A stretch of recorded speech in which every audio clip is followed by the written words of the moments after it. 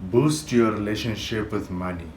You need to do that in order to have a healthy relationship with others. Ke bolela ka eng? O ka notice most of what we do need, or somewhat of what we do want, it all requires money. Now, this also affects the relationships that we have with others. So, you need to boost your relationship with money. How do you do that? Firstly, you need to have the boundaries. The boundaries is points where you are able to say no. But how do you say no? Simple. No, you say it because on a budget. You stick to a budget. You are willing to spend money on needs and wants. So that way you can always go back to that budget to check, am I able to buy this need or want?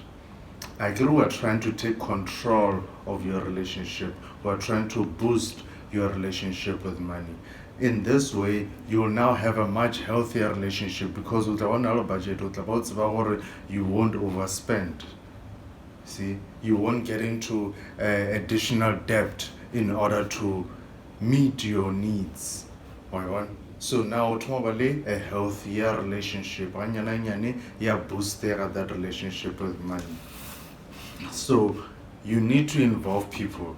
That's the last thing. The people around you, the people that your budget affects, you need to involve them in their decisions. You need to involve them in the planning. Okay,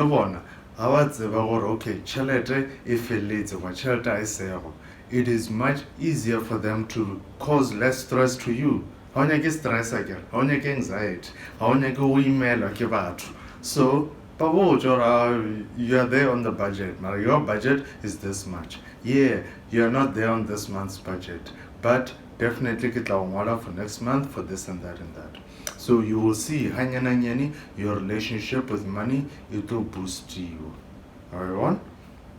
Now, can you offer a free spreadsheet, an Excel spreadsheet month to month?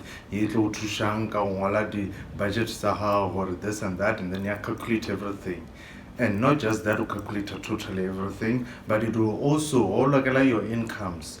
It will now minus your expenses and income. One check on a calculator, or this is how much will be left over. That way you know how to prioritize which expenses. You know how to prioritize which needs, which ones are most important. Let's look at your total income there at the top, and then we're to look at the expenses one by one, and look at the expenses. It's also telling you this is the total leftover.